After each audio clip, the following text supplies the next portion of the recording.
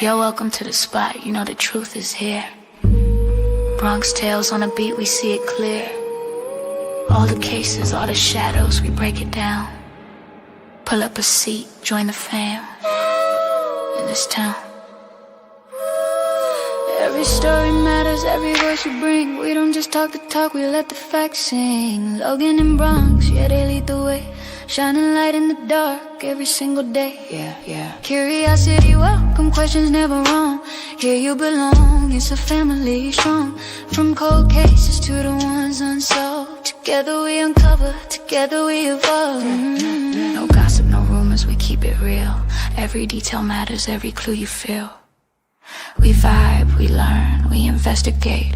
BronxTails, true crime, let's elevate. Stay with us every night and day. We uncover the truth in our own way. Come here, let your mind explore. BronxTails, true crime, always more in store.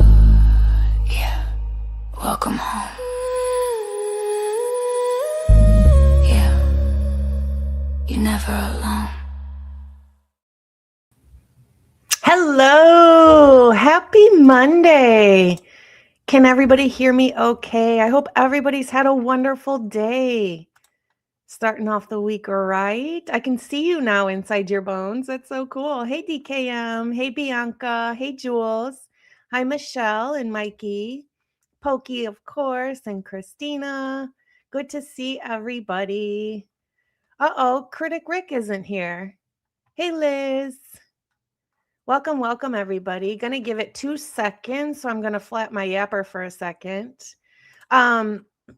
Everything is alleged in our opinion only. We'll start that off. Make sure I say that first. But I want to make sure that everybody knows that we do things a tad bit different over here. I've noticed on most people's channels when they go live, they kind of have one set topic, and they talk about that topic for about an hour and a half, which is great.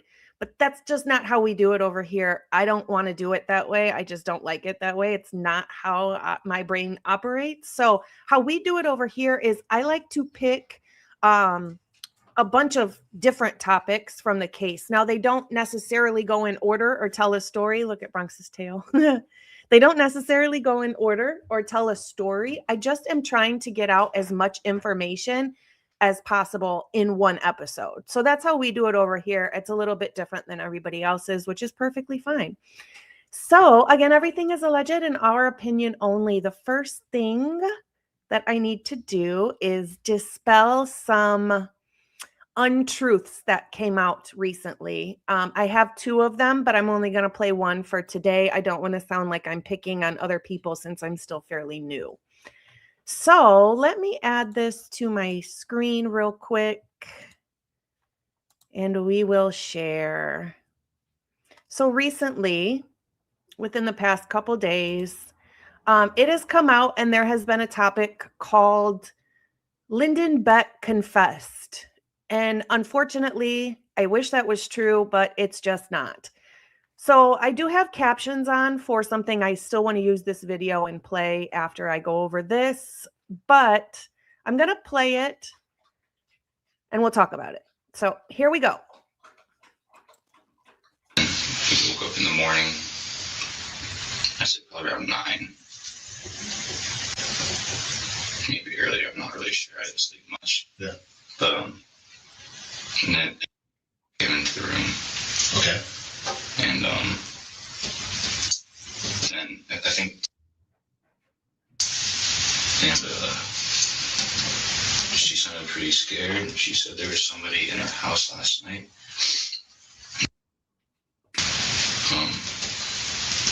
They ran downstairs and locked themselves in a room because she saw somebody in her house and she only sees nose in his chin or something like that. Okay. And then she was freaking out. She wanted us to go over there, so we got her stuff and went over there. Okay, so I am going to still use this, Jesus, Bronx, use this video for something I want to talk about in a second, but I want to go over what was just played. Lynden Beck stated that he woke up at about 8 to 9 in the morning. He then stated that after they received the call from Dylan or Bethany, they then grabbed their stuff and went over to the house. That does not mean that that happened at 9 in the morning. That is not what he's saying. So when the creator of this video stated that Lynden Beck was over at the house for 4 hours before 911 was called, that is completely untrue. What Lynden Beck is saying is that he woke up at 8 to 9, but he woke up at Emily's house. So when Emily was called by Dylan or Bethany that they were so freaked out and something happened in their house, they just don't know what, it was at 11:47 or 11:52 or whatever the exact minute was that Dylan or Bethany called over to Emily's house. That's when they all got their stuff. Hunter took off before everybody else, but Lynden was part of that group. He was not saying that he went over there at 9 in the morning. He went over there when they all went over there at just before noon. So I want to make sure everybody's on the same page and is not getting misinformation. That is not what happened. He did not confess. He did not say he went over there 4 hours before the time frame. That's not what he's saying. He was at Emily's. When Emily got the call, he went over with that group. That's what he's trying to say. So I just want to make sure we're clear on that. I would hate to have people have misinformation and think that Lynden went over there and was there for 4 hours in the morning when that's just not true. So yes, but I am going to continue to use this person's video for the other stuff I want to go over. There's 2 other things in this video I do want to go over. So let me get the time correct here. Was that 10:21?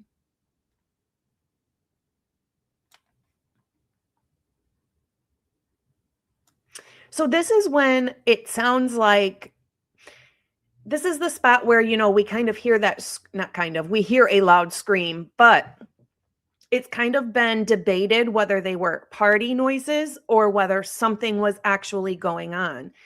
And I had a thought about this just last night. I'm going to play it just so we can hear a few minutes of what's going on.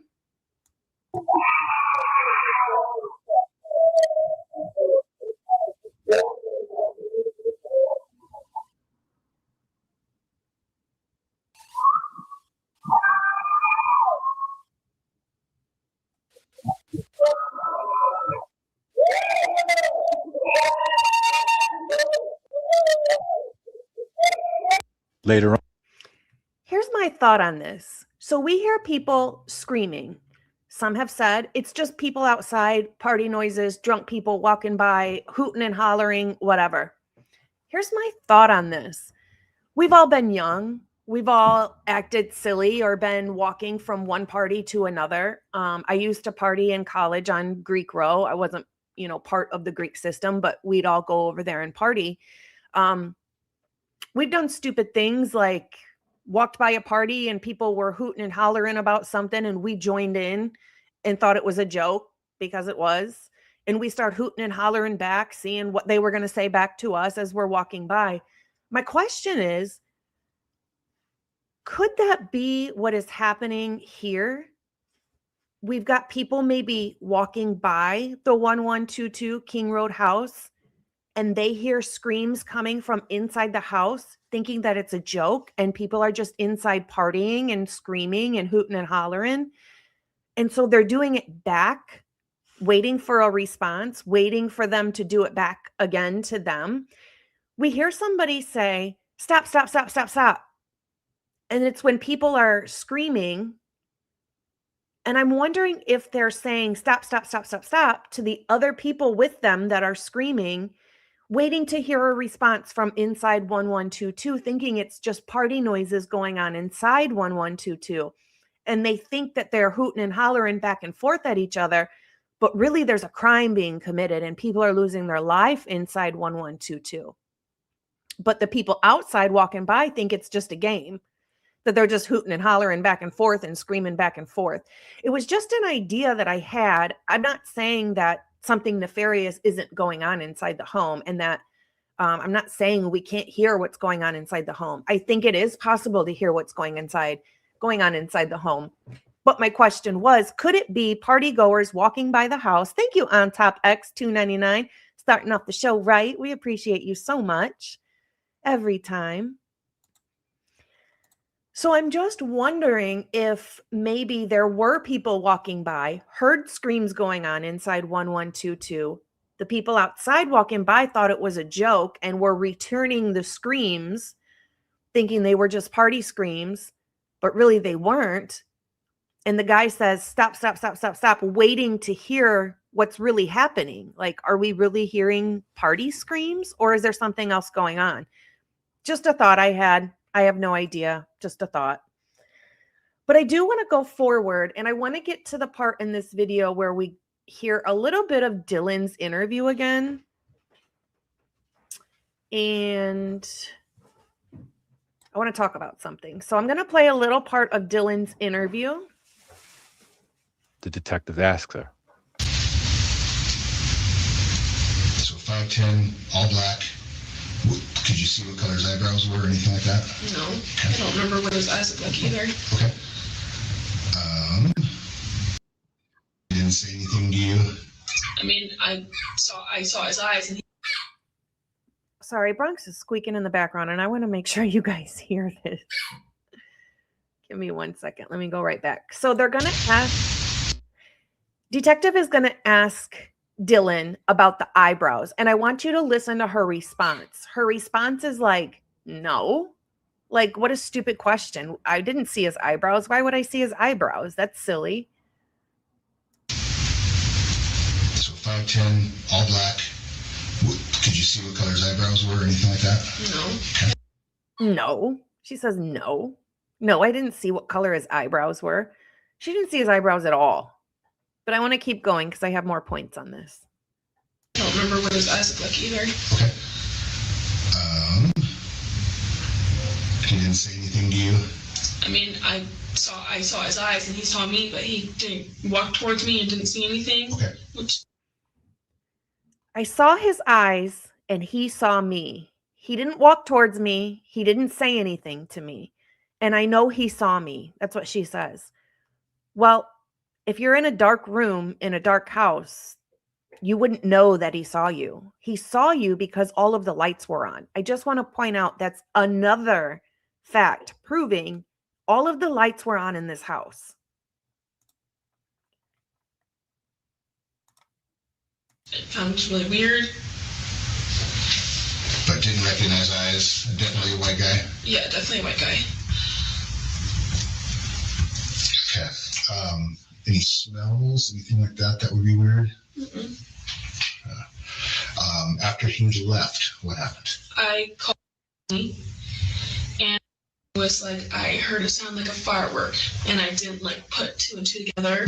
And so I told her, like, I called everyone, they're not answering, and I'm in and out of it. I don't think anything of it. I just think everyone's asleep. And I go to her room, we lock the door, and just go to bed. Okay.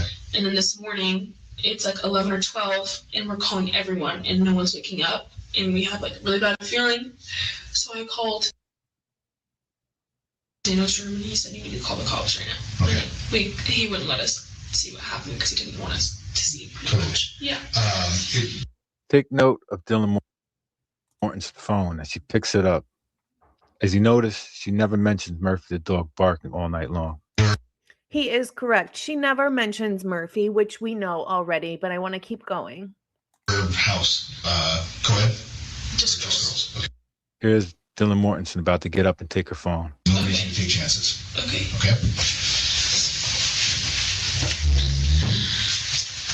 Okay, so here he's insinuating that Dylan's phone was never taken, which I think is untrue because we have her information, right? We have the texts, we have her phone activity, and that's how we know she wasn't sleeping. But I put the captions on because when she walks out of this room, there's a male that starts speaking to her, and it does sound like Bill Thompson. And I'm trying to see if we can hear or understand what is being said to her. I'm not sure why Bill Thompson would be there getting in her ear on day one right off the bat. But I want to see if we can tell what is being said to her when she walks out of the room. She walks out of the room. Somebody said something to her and she comes right back in. It's strange.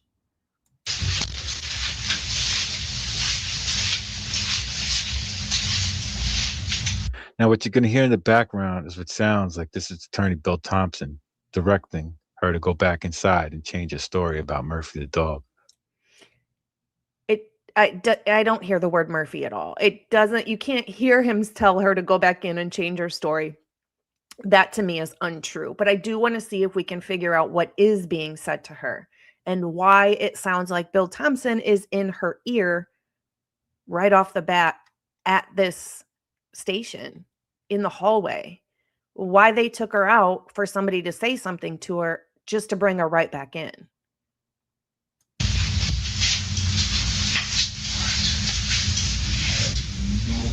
Somebody just whispered right there.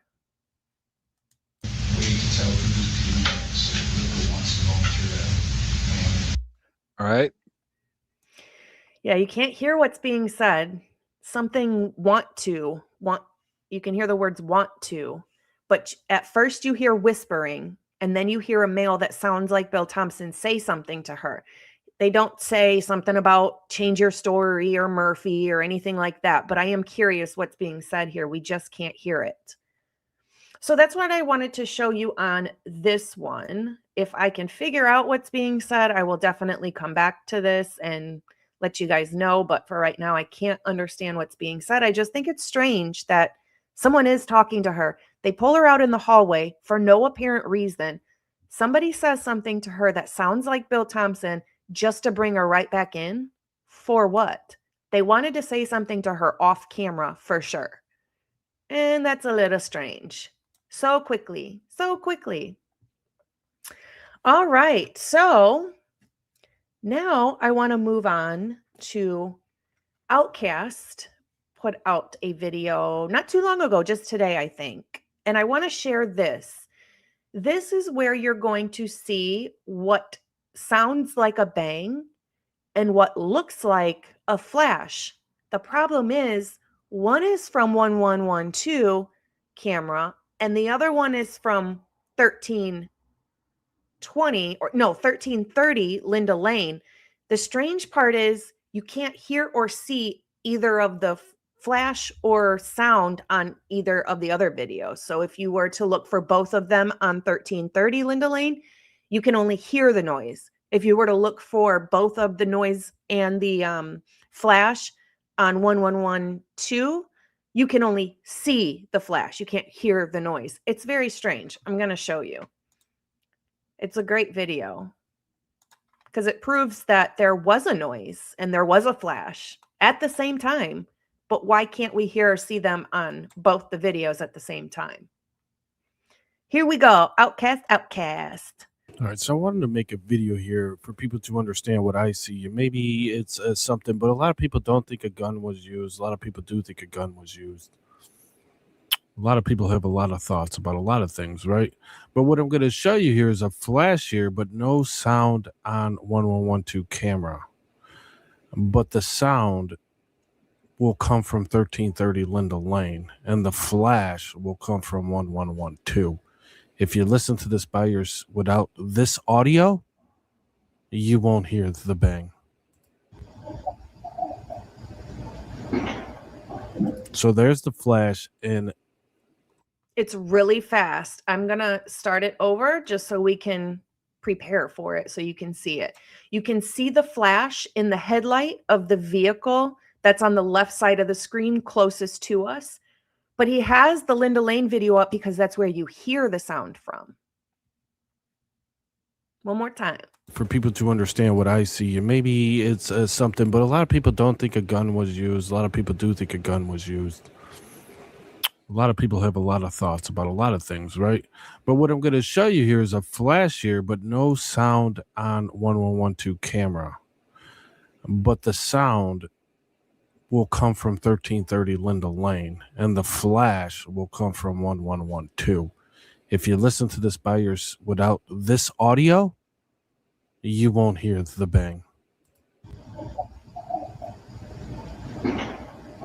So there's the flash, and the sound lines up I think this is a very important part of this footage. I know a lot of people try to dog people who think guns were used and say there was no guns used. But this evidence was tampered with in some shape or form, in my opinion. But once we see this flash here, you're not going to hear that sound on 1112 audio. But you're going to hear the sound on 1330 Linden Lane camera. And we could see they pair together because they instantly happen at the same time. So if you look at the clock below and the clock up top at 44:19, you're going to see the flash and you're going to hear the bang here.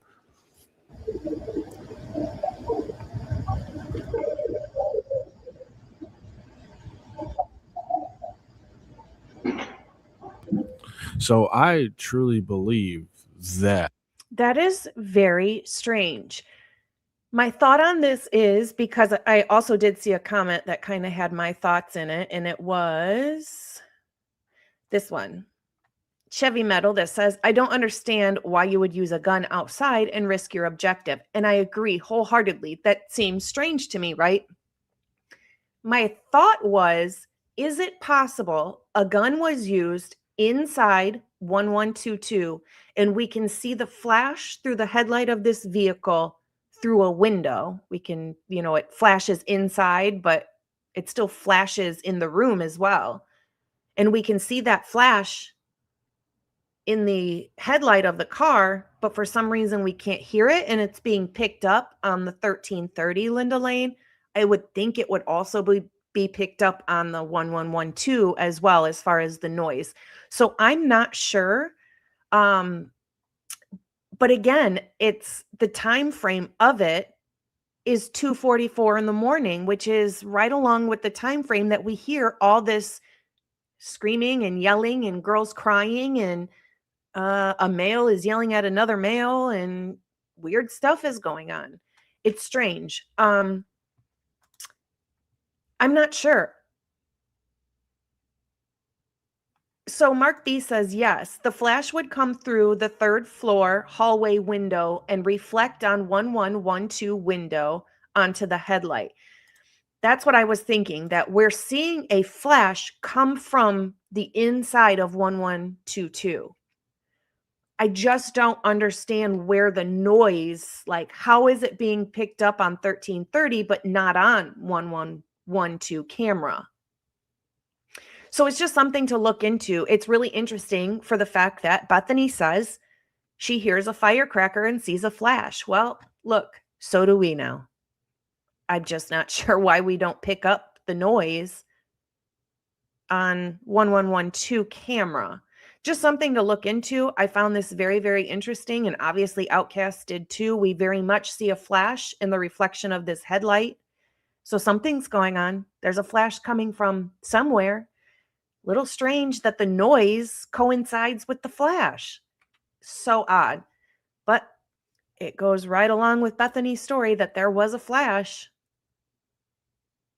It could have been, very much so. Phenomena Mom says they forgot to remove both of them.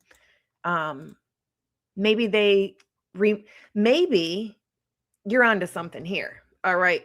Maybe they removed the noise from 1112 camera, and that's all they had to do, because you're not going to see the flash on the Linden Lane, but you sure would see it over here. Maybe they just simply removed the noise from 1112 camera. That's all they would have to do to make this happen.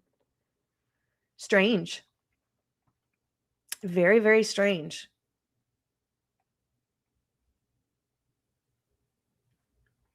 Interesting. And especially on reflections, I very much trust Mark B's observation and thoughts, because he has put in, you guys, if you haven't checked out Mark B's channel, check it out. I was going to share one of Mark B's videos the same day Birdie did, but Birdie had already shared it. So I was like, I'm not going to share it as well. But definitely go check out Mark B. He has a lot of time put in to a lot of the reflections in the windows, that's, headlights and tail lights and turn signal lights blinking and things like that. It's a lot of work he put in, and it is very much appreciated. Head over to his channel and check it out. He just did one on the movement of a male clad in black on this same Linda Lane camera that we're looking at now over here in the bottom square. So head over to head over to Mark B and check him out. I trust his judgment when it comes to any reflections. That's for sure. All righty. Okay. Now let me move on to a different point. Let me find it first. It is doobie-doo right here. Okay. Let me share my screen. So this was a post that was made by Lucy Morningstar, and she tagged a couple of us in it. So I just want to make sure that everybody sees it because in my opinion, it is important. Oh, it's not going to let me zoom in on this one. Shoot. No, it's not letting me zoom in. Let me see if I can take a snip of it and make it bigger. So on the ISP documents, in some of the documents, there was a bunch of handwritten notes. And within these handwritten notes, oops, there we go. All right, I got it snipped over here. I'm going to see if I can make this bigger for you so you can see it.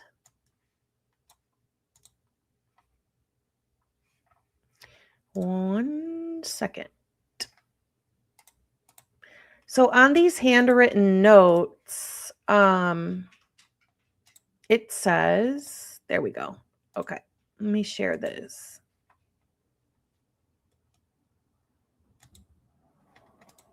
There we go. Perfect. Now I can make it bigger, hopefully. There we go. Okay, so right here it says 11/17/22, and it says, dog was on Kaylee's bed. Sliding door gets left open for dog. Wild. I find that very strange. There's no context to this. So the way it's written, in my opinion, can either say the door gets opened all the time and left open for Murphy to go in and out, or was it just that night the sliding door got left open? And I feel like if it was just that night that the sliding door got left open, it would be worded differently. It specifically says sliding door gets left open for dog. It sounds like they leave the sliding glass door open on a regular basis for Murphy. So Murphy being outside, running around and barking could still make sense. That could still be possible. According to these notes, somebody told whoever's writing this, I'm assuming like possibly Vargas or something, or a crime scene analyst. I think it's Vargas for some reason. It specifically says the sliding door gets left open for the dog. But yeah, and that's interesting you say that. So Chevy says, is it the third floor slider? Because if it was the second floor slider, that would go directly against what Dylan says. Dylan says, I'm the one who always locks the back slider. Well, now we know that that's a lie, or you purposely left it open that night. Is it the third floor slider, or is this the second floor slider? Either way, there's a slider that gets left open for Murphy. And somebody who actually was stalking them would know that, and they'd be able to see that. But the fact that how many people within ISP, FBI, prosecution, how many people said there was no stalking by Brian Koberger? He was not stalking them. He had no contact with the house. He wouldn't know the slider got left open. But it sounds like they leave one or two or all of the sliders open that they have at some point. They leave it open for the dog to go in and out. It could be Kaylee's, it could be the second floor, but somebody stalking them would sure know which one, or know both of them, that they can come in through the second and hop off through the third and leave that way. Huge possibility.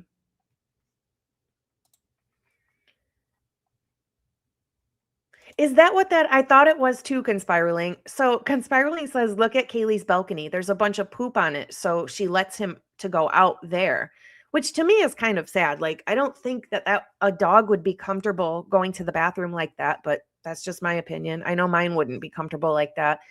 And at first I could not figure out what that was on the porch because it almost looked hairy to me. I'm like, what is this? And then I think I asked you guys on live, I'm like, am I looking at what I think I'm looking at? Is this dog poop? So yeah, it very well could be the third slider, but to me, it just says more and more that the people who did this either knew them or was stalking them. Somebody who knew that they left the sliders open, whether it was the second floor or third floor, it doesn't matter. They knew. Somebody knew. Just an interesting point that Lucy found. So, actually, we will do this one next. Yeah, we'll do this one next. I think Truth and Neurons put out a really decent video, and I just want to make sure that everybody saw it. So let me share this screen. I just want us to keep the numbers in mind just for the future, and just kind of pay attention to what they're saying. It's about the nail clippings. I like this video, and that's why I want to share it with everybody.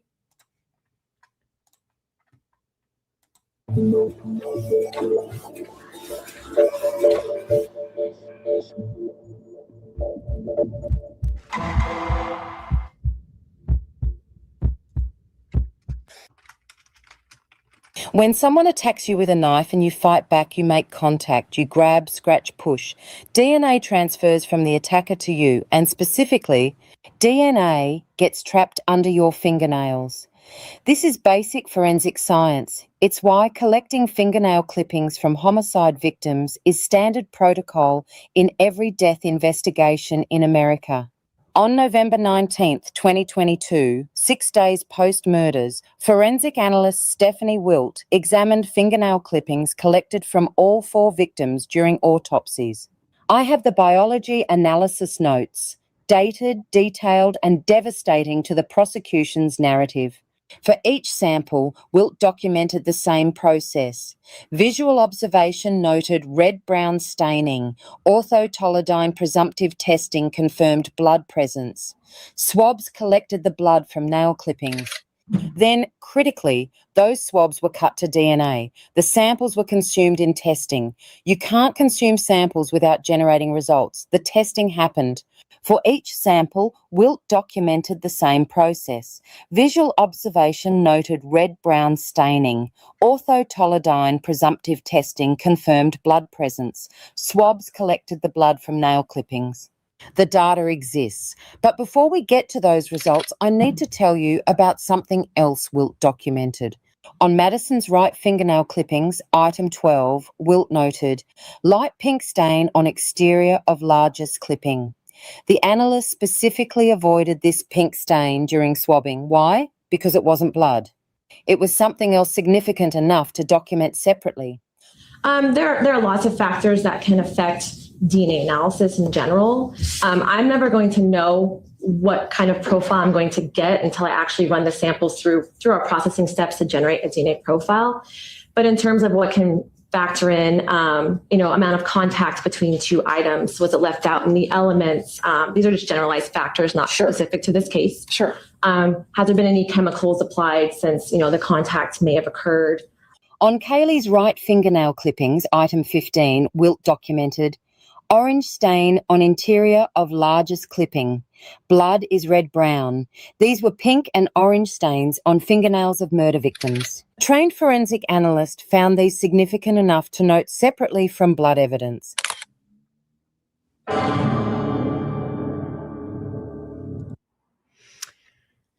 It's strange that there were orange and pink underneath the nails of Kaylee, or at least one nail, and it was not blood.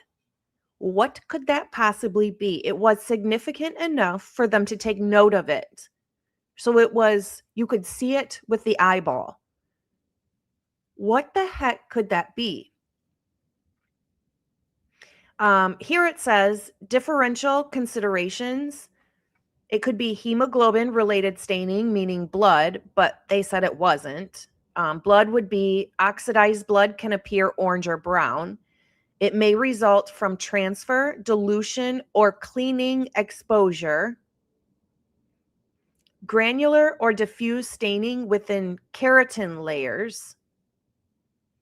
So meaning in between the layers of the nail itself, it could be staining in there somehow. It says it could be from chemical exposure, iodine. I know some people are going to go crazy with that one because you would use iodine to clean. One, that's what they use before surgeries. You know where I'm going with that. Remove some sort of organ. I don't think that happened. I just want to make that clear. I know some people do think that that's a possibility. But that could be the orange or pink staining underneath the fingernails. Mostly cleaning agents is what would cause pink and orange staining underneath the nail that is not blood. They specifically said this was not blood. So really, when you look it up, like Truth and Neurons did, your best bet is that it's from some sort of cleaning agent.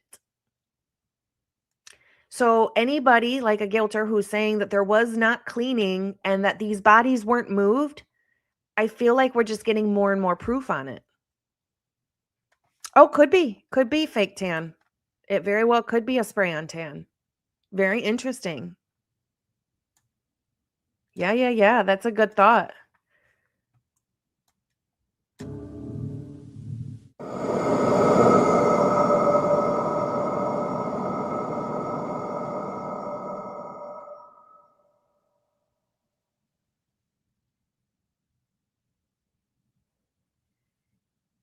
For Kaylee's fingernails, both hands showed DNA consistent with Kaylee alone. No mixture, no unknown contributors.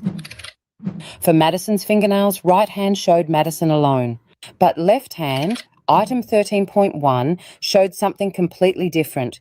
A 3-person DNA mixture. Contributor 1, 92% of the mixture, is Madison herself, 1,356 nanograms. Expected. Contributor 2, 6%, yielded likelihood ratio of 79.8 million to 92.6 million in favour of Kaylee.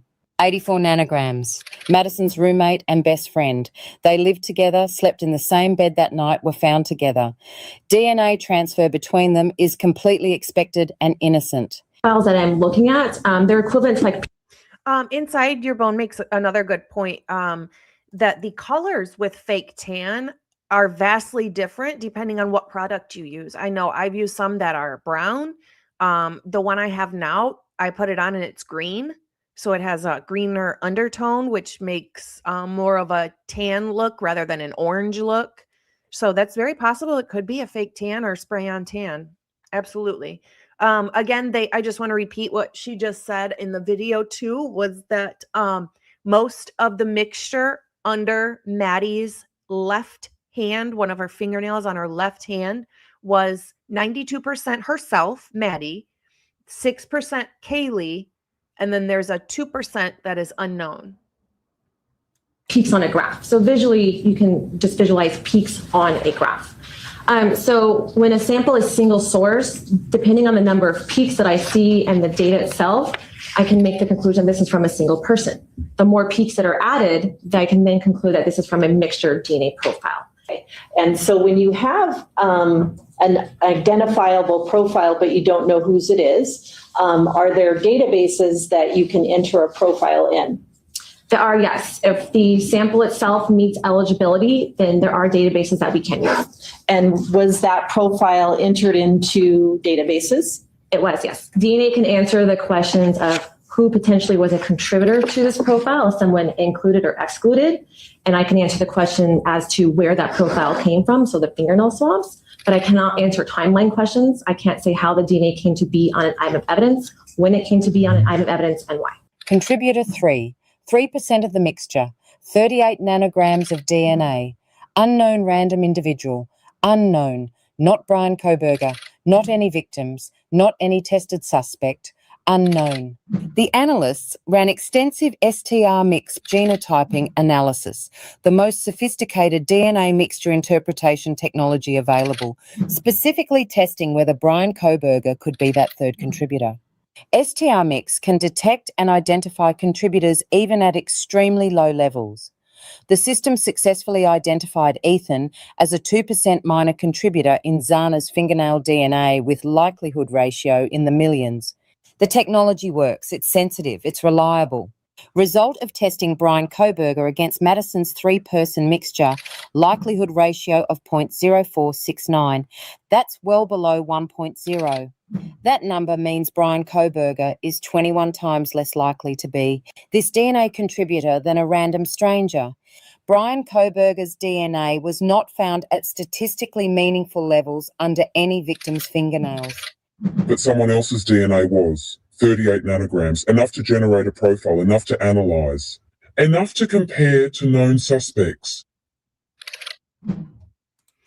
That is what's so outrageous, is they have DNA under a victim's fingernail that doesn't belong to anybody around her and not the person they have in prison serving 40,000 million years. But they have enough of it to test against people, and they chose not to. Wild. When they ran comparisons against multiple suspects and persons of interest, they got results ranging from inconclusive to exclusion. Jack Ducour, Kaylee's ex-boyfriend. Likelihood ratio 0.399. Inconclusive leaning toward exclusion. Cole Barenberg. Likelihood ratio 0.485, inconclusive. Zana herself. Likelihood ratio 0.201, inconclusive leaning strongly toward exclusion. But here's what's most significant. Ethan tested at likelihood ratio of 3.33. That's the only person tested who showed a likelihood ratio above 1.0.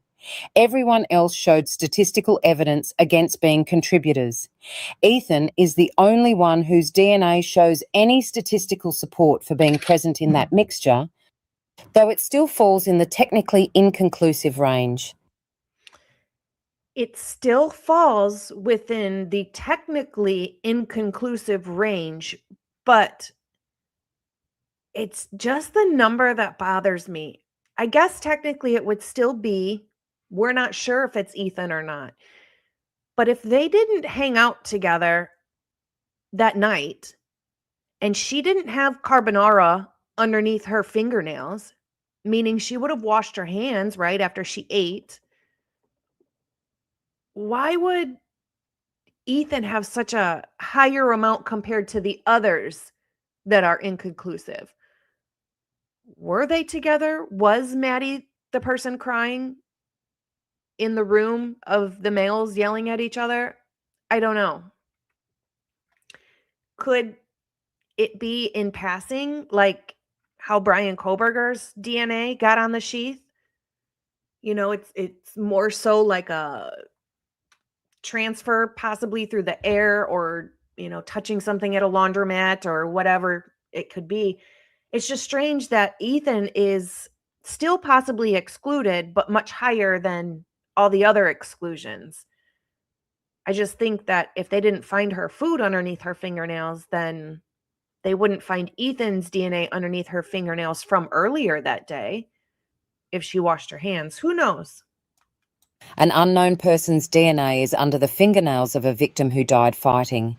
That DNA is not the defendant's. That DNA has never been identified. And complete results specifically emphasizing this unknown third. Thank you, Bianca, for the gifted. Yay. You are so sweet, I swear. We have one new gifted membership. Thank you. And I'm not sure who got it. It didn't tell me. I also want to thank Emily for the Cash App sent and Rachel for the PayPal sent as well. I want you guys to know that I did receive them, and I appreciate you guys so much.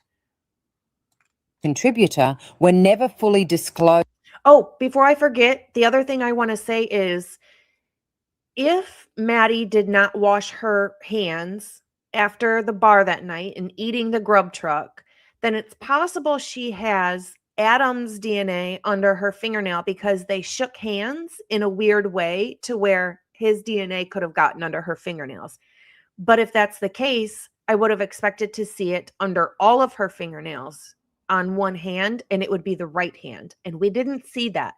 So in my opinion, whoever this DNA is under her fingernails is probably a perpetrator. Or else we would see other people's DNA under her nails, especially the right hand, because she shook hands with people that night. Especially some of them were like interlocking their, fingers together like this. I would expect to see their DNA, and we didn't. To the public until court filings in early 2025 forced partial revelation. But this isn't the only unknown male DNA found at the scene. There were at least 2 others, and the story of how police handled those additional DNA profiles reveals everything about how this investigation was conducted. Yeah. I just thought that was a really good video. It was clear and concise and straight to the point. Quick video. Makes a lot of sense. I have one other short video I want to share with you guys really quick. And it's just a reminder about the footprints in the backyard. So this case, I swear. So someone sent me this photo, got posted on Reddit. You guys, what do you see? What do you see? Yeah, I can tell why they don't know where the And for the record, she is showing the footprints here in the background. Those are the exact footprints that were found that day. So these footprints are not from a perpetrator. They were already there. And I just want us to remember that. actually came from or went from and had to basically guess. Because those footprints that we've been talking about forever, they've been there. And we know it's the same prints because y'all see this line right here, or whatever that is, this line here, and then that footprint right here, and then the one that looks like someone standing that way and this way. Those are the 2 specifically that are in that photo. See the gray looking line, and then right away that one footprint, and then the one right here. God, I can't point. This one is the one that has one facing this way and one facing that way. So the question is, when was that Bethany photo taken? Because this whole time we've been thinking this had to have been the perp's footsteps. And granted, it still could be whoever initially left these, But that's crazy. These footprints seem to, let's just say, not be from that particular night, from November 13th anyway. So even though we saw them, putting their foot next to it, the other dude that was like walking on them, I don't want to say it doesn't matter, but at the same time, I feel like saying it wouldn't have mattered because those have been there prior to that night. I am curious, is there more photos of whatever this night is just to show us what all other footprints are also already there or been there? This case. That's an excellent video, and I'm going to get to it in a second. Thank you so much, Carol, for the $4.99 super sticker. You're amazing. We appreciate you so much. You guys are the best, seriously. Well, what does that tell us? If these footprints were already here, and they wanted us to believe because of these footprints, the perpetrator, aka Brian Koberger, in their eyes, walked up from the top where he parked behind and walked down, that those would be his footprints. Well, look here, they're not.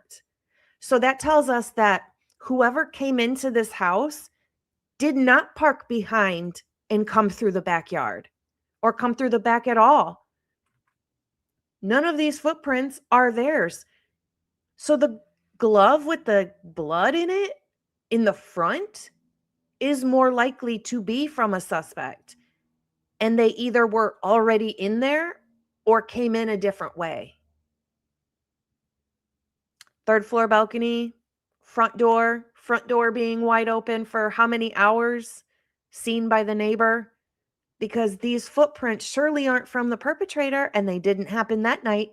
So their whole theory of Brian Koberger parking in the back up top and walking down through the snow and into the backslider is 1,000% false. We see the footprints already there in a previous picture. Unbelievable. Absolutely unbelievable. Oh, I had a couple more things. Let me find it first. I want to share a couple of pictures that I found that just kind of irritated me, to be honest.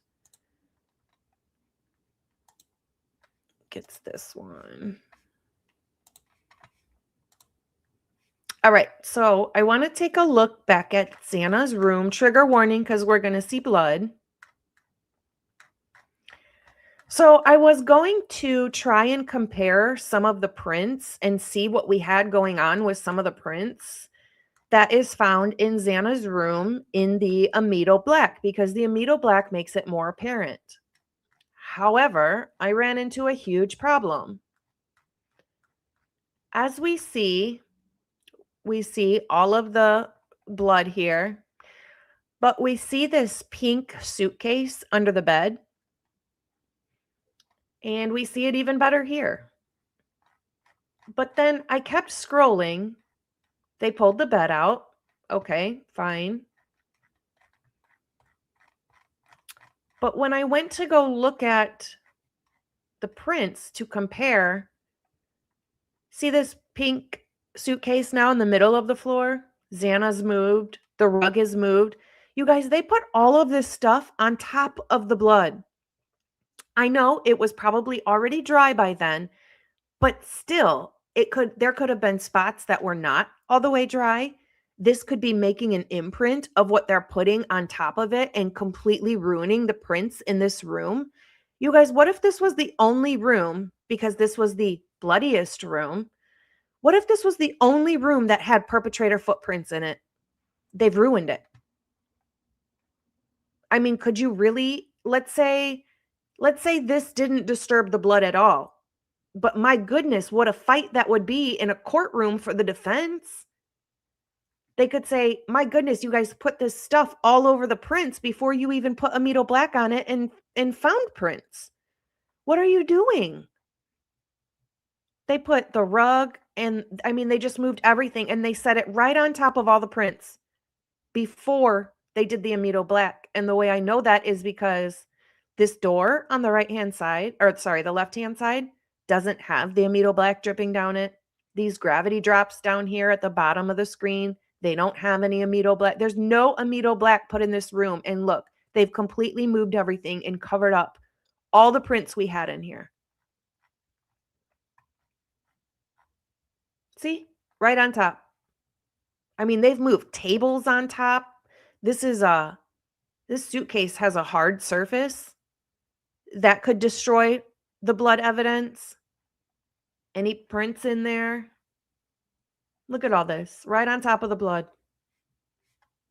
Hi, Dago. Good to see you.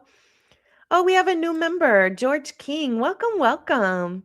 George King is now green, and he is now a turtle. Yeah, I agree, Dago. Dago says done intentionally, in my opinion, had to be. That would have been the only area, truthfully, that they could really get a bloody print, right? And they can have a print outside Dylan's door, but you can say, well, that print got there on another day when I cut my leg shaving and put a shoe on, you know, whatever. Like, you can just say whatever. But in here, why would you want to disturb that in any way, shape, or form? Moving tables and hard objects that can, you know, put divots into the blood or tear the blood up off the ground and not have a actual print anymore, or the floor, not the ground, have an actual reliable print anymore. This is destroyed. This is all destroyed now. Had they found a print, They wouldn't have been able to use that knowing that they put all this stuff on top of it. If you guys aren't subscribed to Dago, please head over there and do so. His shows are great. I love tuning in. He's a great host. Yeah, intentional, for sure. They made an absolute mess of it. And then they wonder why they don't have that much evidence. Well, you ruined what you could have had, because I saw a couple of footprints in there. That's what I was trying to do when I came across this and was like, wait a second, they moved all of this on top of the blood before the amido black was put down. It had to be on purpose, because I just can't see how you're that incompetent. And then they move, look, now they move almost everything out of the room, and then they do the amido black to find prints. What was the point? You ruined it. What was the point of doing the amido black? It's just ruined. Craziness. So today, let me remove this page. I want to show you a different page, not that one.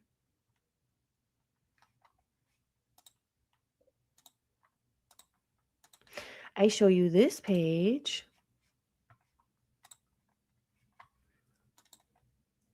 So today, our Bronx's buddy of the day is Sherlock Holmes's cat named Sage. And this is when Sage was a itty bitty kitty. And now we've got Sage at 6 years old. Do you guys notice anything about Sage? Sage looks like Bronx, but in kitty form. Isn't that so, so cute? Sagey is adorable. Look at how much he grew into his ears, or her ears, and her little face. So stinking cute. Look at her teethers. Aw. We have one more to show you, though, and today is going to be another tribute. We lost another pet friend last week.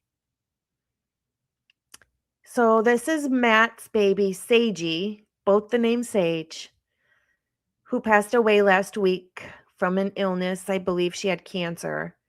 And that was his last act of kindness, was putting her out of her pain. She was very ill. And this is Sagey that we will see again someday. So let's take a minute for Sagey and for Matt, who lost his baby. We are so sorry that you are going through this, but we will see Sagey again someday. You gave her the best life you absolutely could, and she made yours the best it could be. Thank you for sharing this with us and allowing us to share it with our audience, because this means a lot to us. And I hope it does for you too. So we will see you again someday, Sagey. Aw. All right, guys, that's what we have today. We will be on Crimes After Dark later. I'm going to film a couple of episodes to start putting out some more pre-recordeds again and getting some more information together. So other than that, do something nice for yourself. Be kind, but more importantly, be kind to your animals. Have a good night, guys. We'll see you later, or we will see you Wednesday unless something big pops off. We'll be here. Have a good night, guys. Love you all.